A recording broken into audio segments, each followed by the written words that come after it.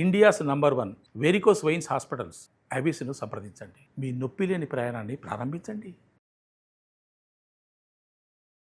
అందరికీ నమస్కారం. నా పేరు మాధురి. ప్రస్తుతం మనతో పాటు ఉన్నారు శ్రీచక్రపీఠ సంస్థాపకులు, లలిత ఉపాసకులు, ప్రముఖ జ్యోతిష్య పండితులు, బ్రహ్మశ్రీ సద్గురు డాక్టర్ ప్రదీప్ జోషి గారు. నమస్కారం గురువు గారు. శ్రీమాత్రే.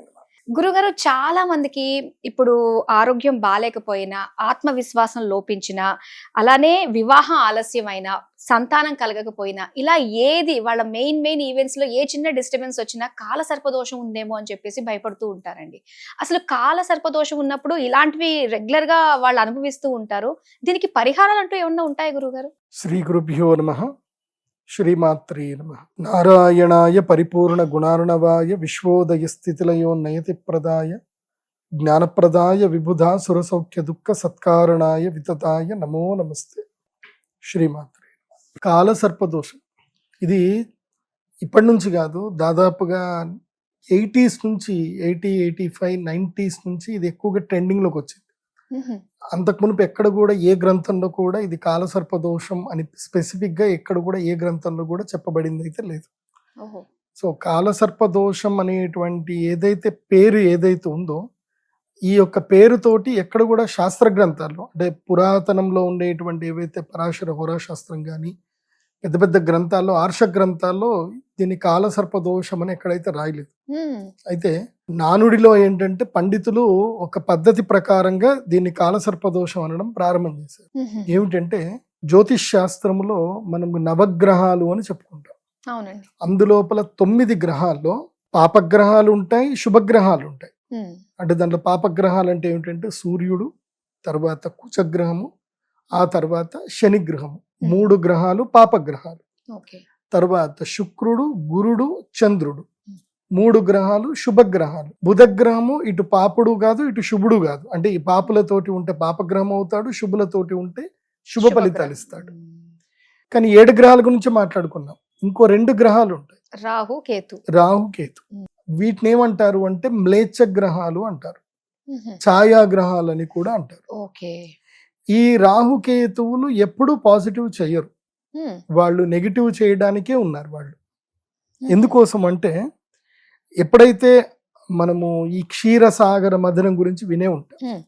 క్షీరసాగర మదనం జరిగినప్పుడు ఈ సూర్య చంద్రులు వీడిని పట్టుకోవడము, వీళ్ళు అమృతం తాగడము, రాహువు అనేటువంటి వ్యక్తి తల తీసిపోతే ఆ తల కేతు అయింది, మొండెమంతా కూడా రాహుగ్రహం అయింది.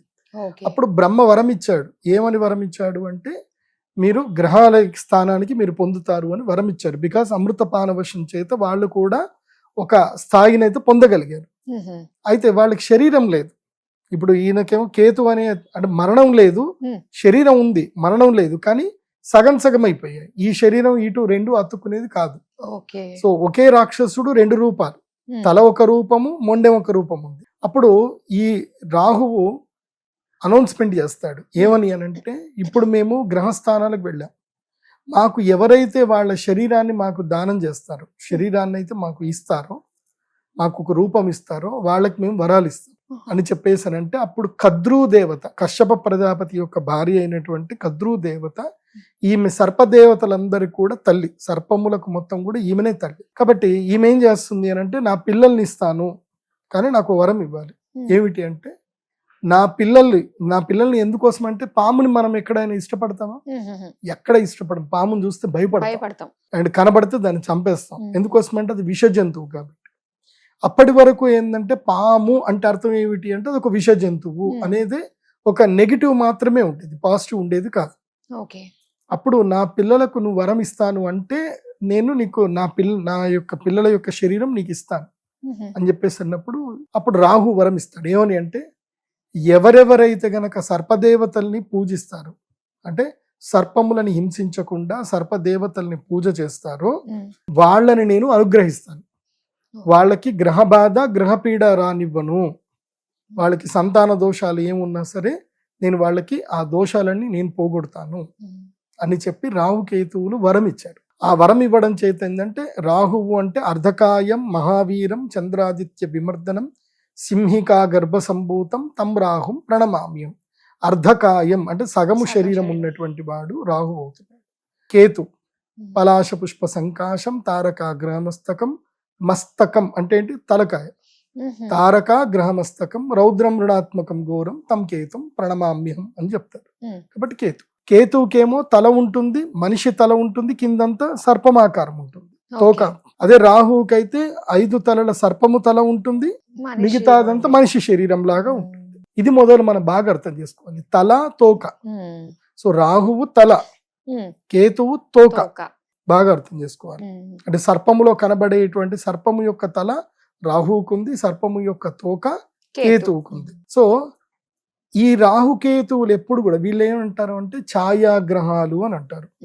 మనం ఇది ఏదైనా ఒక సైంటిఫిక్ వేలోనే తెలుసుకోవాలి, ఏదో మన మూఢనమ్మకాలతో తెలుసుకోవడం కాదు. మేము చెప్పేది ఏదైనా పద్ధతి ప్రకారమే చెప్తాం. సో ఈ రాహుకేతువులు ఛాయాగ్రహాలు అంటే అర్థం ఏంటంటే ఇవి ఎప్పుడు కూడా 180 డిగ్రీసే ఉంటుంది.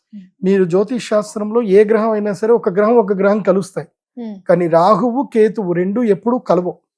రెండు 180 డిగ్రీస్ లోనే ఉంటుంది.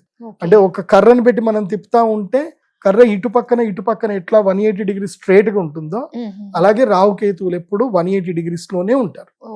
వీళ్ళు ఎప్పుడు కూడా తగ్గడం ఉండదు. వీళ్ళకి ఒకే పరిణామం లోపల ఉల్టా వెళ్తా ఉంటారు. అంటే సూర్యుడు ఇటు ఇలా వెళ్తా ఉంటే ఈ నీడ ఇలా వెళ్తా ఉంటుంది అన్నమాట. సో గ్రహాలన్నీ కూడా తూర్పు దిశ వైపు ట్రావెల్ చేస్తూ ఉంటాయి. ఈ రాహుకేతువులు పశ్చిమం వైపు ట్రావెల్ చేస్తారు. అంటే రాహు ఇట్లా వెళ్తున్నా అంటే ఆటోమేటిక్ గా కేతు వెనక నుంచి ఇలాగే ట్రావెల్ చేస్తూ ఉంటాడు. అంటే ఆపోజిట్ లో యాంటీ క్లాక్ వైజ్ గా వెళ్తా ఉంటారు. ఇది మనం బాగా అర్థం చేసుకోవాలి. ఇప్పుడు కాలసర్ప దోషం అని దేన్ని అంటారు అంటే ఈ రాహుకేతువుల నడుమ గ్రహాలన్నీ కూడా ఉంటే ఇది కాలసర్ప దోషం అని అంటారు. ఈ కాలసర్ప దోషాన్ని పూర్తిగా 12 రకాలుగా విభజించారు. అంటే లగ్నంలో రాహువు, సప్తమములో కేతు ఉంటే ఏమవుతుంది అని అంటే ఆరోగ్య నష్టం అంటే పుట్టుకతోటే అనారోగ్యాలు ఉంటాయి. అంటే అంగవైకల్యం కూడా ఇందులోకి మేబీ రావచ్చు. మెయిన్ గా ఆరోగ్యం బాగా ఉండదు, మతి స్థిమితం సరిగ్గా ఉండదు. లగ్నంలో రాహు ఉంటే వాళ్ళకి జ్ఞాపక శక్తి సరిగ్గా ఉండదు. సో సప్తమ కేతు 2 రకాల ఎఫెక్ట్ ఉంటుంది. ఎప్పుడైనా గుర్తుపెట్టుకోండి, రాహు కేతువులు ఒక ఎఫెక్ట్ ఉండదు, 2 ఎఫెక్ట్స్ ఉంటాయి గ్యారెంటీ. రాహుది కేతువుది కూడా.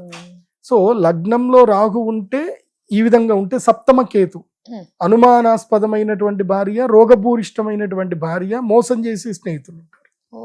లగ్నంలో రాహు, సప్తమంలో కేతు ఉంటాయి. ఈ మిగతా గ్రహాలు వదిలేసేయండి, ఈ జస్ట్ ఫలితం మాత్రమే. లగ్నంలో రావు, సప్తమంలో కేతు, మిగతా గ్రహాలు ఎక్కడున్నా అది కాలసర్పదోషం కాదు, ఇది ప్రెడిక్షన్. ఇది లగ్న రాహు, సప్తమ కేతు ఉంటే ఇవి జరిగే అవకాశాలు ఉంటాయి. ఎప్పుడైతే అన్ని గ్రహాలు కూడా రాహు కేతువుల నడుమ ఉంటే ఇవి 100% జరుగుతాయి. కొన్ని గ్రహాలు అటు ఇటు ఉంటే రాబోయే నెగిటివ్ కొంచెం వేరే గ్రహాలు, శుభగ్రహాలు ఆపుతాయి. అదే ద్వితీయ స్థానంలో రాహు ఉన్నాడు, అష్టమంలో కేతు ఉన్నాడు. వీళ్ళు ఏంటంటే వీళ్ళు పుట్టుకతోటి ఏంటంటే తండ్రి ధనాన్ని మొత్తం తినేస్తారు. వీళ్ళు పుట్టగానే ఏమవుతుంది, తాతల ఆస్తి, తండ్రి ఆస్తి మొత్తం కూడా ఒక 5 ఏళ్లలో మొత్తం పోతుంది. పోగొట్టి వీళ్ళకి గండం కూడా ఉంటుంది. 7వ ఏట వీళ్ళకి గండం ఉంటుంది. వీళ్ళు చనిపోతారు కూడా, బతకరు ఎక్కువ రోజులు. ఒకవేళ 7 ఏళ్ల తర్వాత బతికినా ఎప్పుడు కూడా ఏదో ఒక చిన్న చిన్న దెబ్బలు తాకుతానే ఉంటాయి. సో వీళ్ళు పుట్టుకతోటి నెగిటివ్ తోటి పుడతారు. ద్వితీయ స్థానంలో ధనస్థానంలో రాహు ఉన్నా, అష్టమంలో కేతు ఉన్నా నెగిటివ్ ఉంటుంది. వీళ్ళు ఎప్పుడు హాస్పిటల్ బిల్ కడతానే ఉంటారు. వీళ్ళ కోసమని కట్టుకుంటారు, లేదంటే వాళ్ళ భార్య కోసమైనా కడతారు. ఎందుకోసం అంటే అష్టమం మాంగళ్య స్థానం కాబట్టి. ఇది తృతీయ రాహువు భాగ్యకేతు. తృతీయంలో రాహు ఉన్నాడు అనుకోండి, సోదర మృత్యు. వీళ్ళు పుట్టిన తర్వాత ఇంకా అనపత్య దోషం తండ్రికి అంటుకుంటుంది. తర్వాత సోదరులు పుట్టరు. ఎవరైనా పుడితే 9వ గర్భంలోనో 7వ గర్భంలోనో గర్భవిచ్ఛిన్నం అయిపోతుంది, చనిపోతారు. అన్నదమ్ములు పుట్టరు.